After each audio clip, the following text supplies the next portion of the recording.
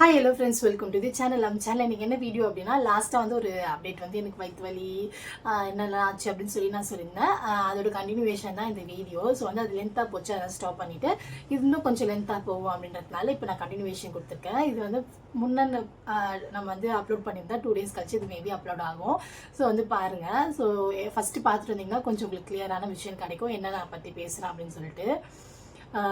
சரி, நான் வந்து இப்போ வந்து எங்கள் வீட்டு பக்கத்தில் வந்து லலிதாம்பிகை ஹாஸ்பிட்டல் ஒன்று இருக்குது. காலேஜ் ப்ளஸ் வந்து ஹாஸ்பிட்டல் இருக்குது. என்னோடய தம்பி வந்து அங்கே தான் வந்து எம்பிபிஎஸ் படிக்கிறான், விக்னேஷ். ஸோ வந்து ரொம்ப பெருமையாக இருக்கும் அது எனக்கு. நான் குட்டியோண்டு இருக்கும்போது அது குட்டியோண்டு பிறந்துச்சு அது குழந்தை. ஸோ அவன் எப்பவுமே என் கண்ணுக்கு வந்து குழந்தையாவே தெரியுவான். ஸோ வந்து அவன் காலேஜு ஸோ கெத்தாக இருந்துச்சு, நம்ம தம்பி காலேஜில் போய் ட்ரீட்மெண்ட் பார்க்கணுமே அப்படின்ற மாதிரி இருந்துச்சு. ஸோ வந்து எனக்கு வந்து அவனை பிடிக்கும், அதனால் வந்து எனக்கு அந்த மாதிரி தோணும். ஸோ வந்து அந்த காலேஜில் வந்து நான் போயிட்டு எப்படி எனக்கு வந்து அந்த காலேஜ் எங்கள் ஏரியா பக்கத்தில் எங்கள் வீட்டிலேருந்தே ஒரு 10 minutes தான், 10 minutes கூட கிடையாது, ஒரு 5 minutes தான். அந்த மாதிரி ஒரு பெரிய காலேஜ் இருக்குது தெரியும். அந்த மாதிரி ஒரு பெரிய ஹாஸ்பிட்டல் இருக்குது. அதில் இவ்வளோ ட்ரீட்மெண்ட் பண்ணுறாங்க, இவ்வளோ க்ளீனாக வச்சுக்கிறாங்க, இவ்வளோ ரேட்டு கம்மி அப்படின்னு சொல்லிட்டு நான் போயிட்டு பார்க்கும்போது எனக்கு தெரிஞ்சிச்சு. ஆக்சுவலாக வந்து ஹஸ்பண்டோட கொலீக் வந்து அதெல்லாம் தம்பி வந்து அப்பெண்டிக்ஸ் ஆப்ரேஷன் வந்து பண்ணியிருந்தாங்க, பெரியம்மா பையன். ஸோ அந்த டைம் வந்து பார்க்கும்போது நான் பார்த்ததுல இவ்வளோ நீட் அண்ட் க்ளீனாக இருக்குது, எவ்வளோ நல்லா காஸ்ட்லியான இருக்கும் அப்படின்னு சொல்லிட்டு தான் நான் நினச்சிருந்தேன். பார்த்தோன்னா அங்கேயுமே நல்லா அவ்வளோ பெரிய ஹாஸ்பிட்டல் இருந்துச்சு. அந்த டைம் அவங்கள பார்க்க போயிருந்தேன் நான். கடைசியில் வந்து நானே அங்கே ட்ரீட்மெண்ட்டுக்கு போவேன் அப்படின்னு சொல்லி நான் நினைக்கல. ஸோ வந்து அந்த வீக்கில் நான் வந்து அங்கே தான் போயிருந்தேன், லலிதாம்பிகை அந்த ஹாஸ்பிட்டலுக்கு வந்து போயிருந்தேன். அங்கேயே வந்து ஓபிலாம் வாங்கிட்டு போனோம். ஸோ வந்து ஒன்று வந்து ஹஸ்பண்ட் தான் சொன்னார், நீ வந்து பீரியட்ஸ் ஆகலை, இத்தனை நாளாக 8 நாள் ஆச்சு, ஸ்கிப் ஆகி 18 ஆகுது இன்றைக்கி டேட்டு. ஸோ நீ கண்டிப்பாக வந்து அதுக்கும் பாரு, இந்த பெயினுக்கும் பாரு அப்படின்னு சொல்லிட்டு சொன்னார். ஸோ நான் என்ன பண்ணேன், ஓகே அப்படின்னு சொல்லிட்டு இந்த ஓபி வாங்கும்போது கைனகோபி ப்ளஸ் வந்து கேஸ்ட்ரென்ட்ராலஜி, ஏன்னா நம்மளுக்கு வந்து ஃபுல்லாக அந்த ஏதாவது கேஸ்ட்ரிக் பிரச்சனை அந்த மாதிரி இருக்கும் அப்படின்னு சொல்லிட்டு கேஸ்ட்ரோ வந்து கேட்டிருந்தேன். ஆனால் கேஸ்ட்ரோட ஃபிசிஷியன் இல்லை அப்படின்னு சொல்லிட்டு நம்மளை வந்து ஜென்ரல் சர்ஜன் வந்து பார்க்க சொன்னாங்க. அவங்களுமே வந்து இது ரிலேட்டட் தான். ஸோ நீங்கள் அவங்களுக்கு போய் பாருங்க அப்படின்ட்டு நான் என்ன பண்ணேன், ஓகே அப்படின்னு சொல்லிட்டு நான் வந்து ஓபிலாம் வாங்கிட்டு அதேமாதிரி கேஸ்ட்ரோ கைனக்கு வந்து அவங்க கேட்டாங்க, இந்த மாதிரி பேபி இருக்கா, எதனால் ஸ்கிப் ஆச்சு, பிளான் பண்ணுறீங்களா அப்படின்ட்டு. ஐயோ இல்லைங்க, ஆல்ரெடி 2 குட்டியை போட்டாச்சு, அது C-section, நான் வந்து ஃபேமிலி பிளானிங்கும் பண்ணிட்டேன். ஸோ வந்து அதுக்கெலாம் வாய்ப்பு இல்லை அப்படின்னு சொல்லிட்டு சொன்னேன். ஓகே, சிரிச்சுக்கிட்டே அவங்க வந்து ஓபி போட்டு கொடுத்துட்டாங்க. ஸோ நான் வந்து போயிட்டு இவங்கள பார்க்குறேன், ஜென்ரல் சர்ஜனை பார்க்குறேன். அவங்க வந்து இந்த மாதிரி என்னென்னலாம் ஆச்சு அந்த மாதிரி உங்களுக்கு கேட்டாங்க. இந்த மாதிரி ஒரு 2 weeks இருக்குது பெயின். நான் வீட்டு பக்கத்தில் ஒரு ஹாஸ்பிட்டல் போனேன், அந்த பிளாப்லாம் அந்த ஹிஸ்ட்ரிலாம் சொன்னேன். அதுக்கப்புறம் வாங்க படுங்க, உங்களை எக்ஸாமைன் பண்ணணும் அப்படின்னாங்க. அங்கங்கே அழுத்தி பார்த்தாங்க, பெயின் இருக்கான்னு கேட்டாங்க. இல்லை, ஒரு பர்டிகுலர் இடத்துலலாம் கேட்டாங்க, இல்லை அப்படின்னு சொன்னேன்.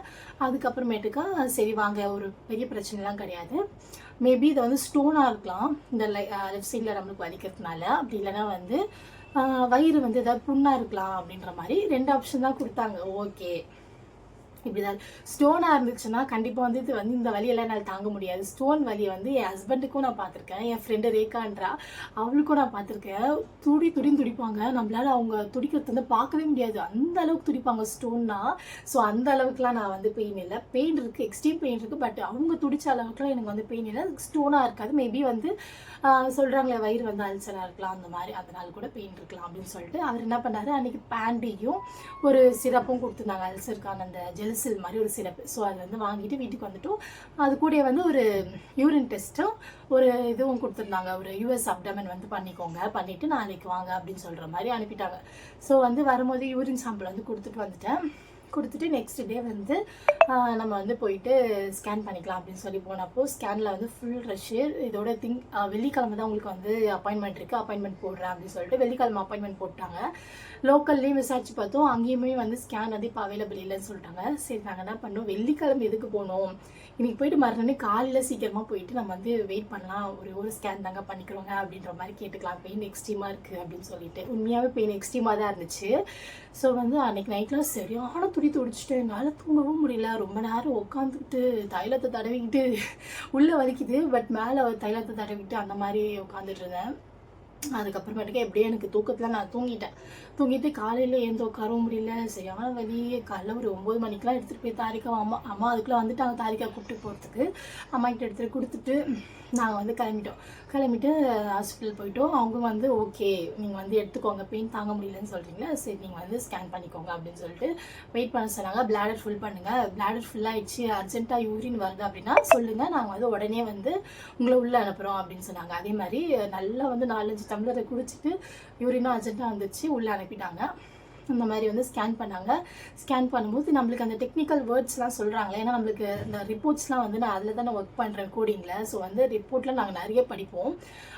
ஸோ அந்த மாதிரி வந்து சொல்லும் போது டேர்ம் சொல்லும் போது எனக்கு தெரிஞ்சிச்சு இந்த மாதிரி இதுவா அப்படின்னு சொல்லிட்டு நான் வந்து அப்பயே வந்து எனக்கு மைண்டில் வந்து செட் ஆயிடுச்சு.